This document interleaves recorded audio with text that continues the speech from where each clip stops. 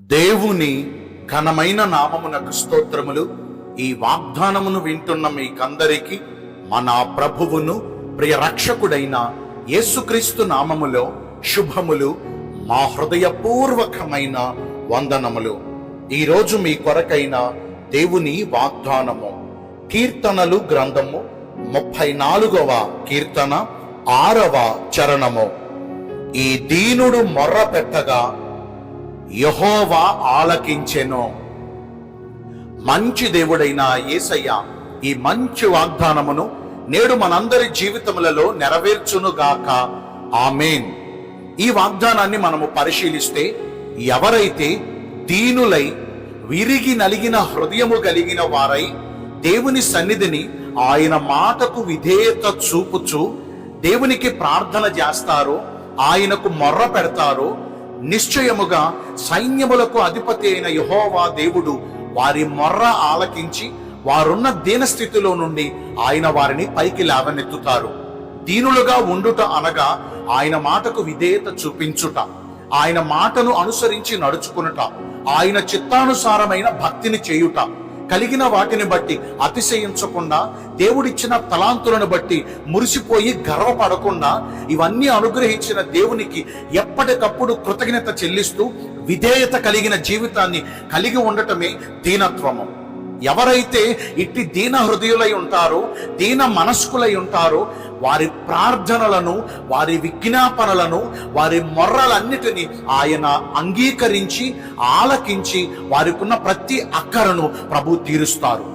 మనమందరం కూడా దేవుని దృష్టికి దీనులుగా ప్రవర్తించాలి. అట్ ద సేమ్ టైం మన ఎదుట వాని ఎడల దీన వస్త్రమును ధరించుకోవాలి.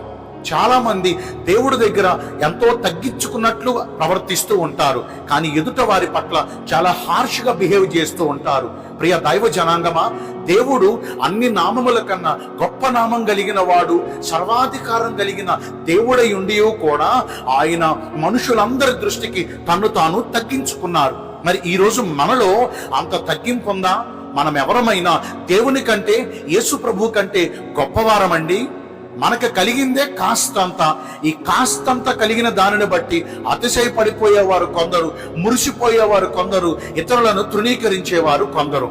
మనము నీతిమంతులమైతే ఈ నీతిని మనం కలిగి ఉన్నందుకు దేవునికి కృతజ్ఞత చెల్లించాలి. మనము భక్తి పరులమైతే ఈ భక్తి మార్గములో నడుచుటను బట్టి దేవునికి కృతజ్ఞత చెల్లించాలి.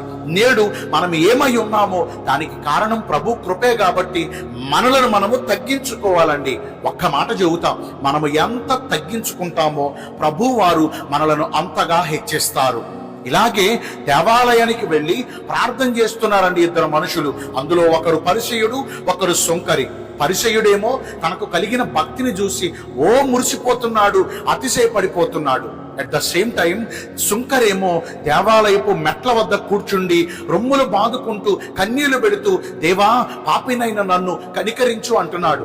సుంకరంటే ఏం తక్కువడు కాదండి, పన్నులు వసూలు చేసేవాడండి, సుంకపు కొత్తదారుడండి. ఇవాళ రేపట్లో ట్యాక్స్ కలెక్టర్స్ కి ఎంత ఆధిక్యత ఉందండి.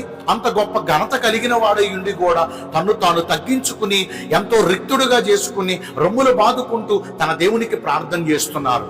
వీరిరువురిలో సుంకరి ప్రార్థనను దేవుడు లక్ష్య పెట్టారు. సుంకరి ప్రార్థనకు దేవుడు జవాబిచ్చారు. ఎందుకని పరిసయ్యుడి ప్రార్థన దేవుడు ఆలకించలేదంటే, తనకు కలిగిన భక్తిని బట్టి అతిశయ పడిపోవటం ఒక ఎత్తు అయితే ఇతరులను తృణీకరించడం మరొకెత్తు. ఈరోజు మనలో ఎవరైనా ఒకవేళ పొరపాటుగా ఇంతకాలం పరిసయ్యుని వంటి భక్తిని చేసి ఇతరులను తృణీకరించామేమో. ఎవరైతే దేవుని దృష్టికి దీన మనస్కులై ఉంటారో అట్టి వారి ప్రార్థనలను, మొర్రలను దేవుడు ఆలకిస్తారు. వారికి ధన్యకరమైన జీవితమును దయచేస్తారు. మరి దేవుడి దృష్టికి దీనులుగా ఉంటే మనకు కలిగే ధన్యతలు ఏంటంటే, వారి శ్రమలన్నిటిలో నుండి ఆయన వారిని రక్షిస్తారు. శ్రమలలో దేవుడు వారిని విడిచిపెట్టరండి. వారికి కలిగిన శ్రమలలో ఆయన వారికి తోడుగా ఉంటారు. ఆ శ్రమలలో నుండి విడిపిస్తారు, గొప్ప చేస్తారు. ఎలాగంటారా, యోసేపు ఎంత దీనుడుగా ఉన్నాడో కదా, తన అన్నల పట్ల, తన తండ్రి పట్ల, తన సమాజం వారి పట్ల, ఐగుప్తీల పట్ల కూడా అతడు దీనుడుగా వ్యవహరించాడు, దీనుడుగా ప్రవర్తించాడు. కాబట్టి అతని శ్రమలన్నిటిలో దేవుడు యోసేపునకు తోడుగా ఉండి శ్రమలలో నుండి విడిపించి ఐగుప్తు దేశమునకే ఫెరో తర్వాత అంతటి స్థానమునకు దేవుడు యోసేపును వర్ధిల్ల చేశారు. ఈరోజు మనం కూడా అట్టి దీన మనస్కులమై ఉంటే మనకు కలిగిన శ్రమలన్నిటిలో ప్రభు మనల్ని విడిపిస్తారు. దీనులు ఈ భూమిని స్వతంత్రించుకుంటారటండి. స్వతంత్రించుకున్నట అనగా ఎక్కడికి వెళ్ళినా మనకు మంచి పేరు కలిగిద్ది, ఎక్కడికి వెళ్ళినా అందరిలో ఘనత కలిగిద్ది, ఎక్కడికి వెళ్ళినా మన పేరు ఘనంగా ప్రస్తుతించబడిద్ది. మరి ఈ రోజున అంత మంచి పేరు మనకు కావాలా? అయితే అందరి పట్ల దీనులుగా ప్రవర్తించాలి. ఇక చివరగా చెప్పాలంటే దీనులు ధన్యులు, పరలోక రాజ్యం వారిది అని మత్తయి శుభవార్తలో స్వయాన యేసు ప్రభు వారే సెలవిస్తున్నారు. అంటే ఈరోజు మనకి పరలోక రాజ్యం కావాలంటే దేవుని దృష్టికి మనుషుల దృష్టికి దీన మనస్కులమై ప్రవర్తించాలి. అంటే ఆయన ఎదుట విధేయులమై ఆయన ఆజ్ఞలన్నిటినీ అనుసరించే వారమై ప్రవర్తించాలి. తగ్గింపు మనస్తత్వం ఉండాలండి. ఇలాంటి మనస్తత్వం మనం కలిగి ఉంటే దేవుడు మనకి ధన్యకరమైన జీవితం దయచేస్తారు. అలా ప్రవర్తిద్దామా? దేవుడి కొద్ది మాటలు మన వినికిల్లో దీవించుగాక. ఆమేన్. మీ అందరి కొరకు వచ్చిన ప్రార్థన చేస్తానండి. పరిశుద్ధుడా, ప్రేమ కలిగిన యేసురాజా, నీ కృపగల ఘనమైన నామాన్ని బట్టి నిండు మనసుతో కోట్ల కొలదిగా మీకు మా కృతజ్ఞత స్తుతులు స్తోత్రములు వందనాలు చెల్లిస్తున్నాము.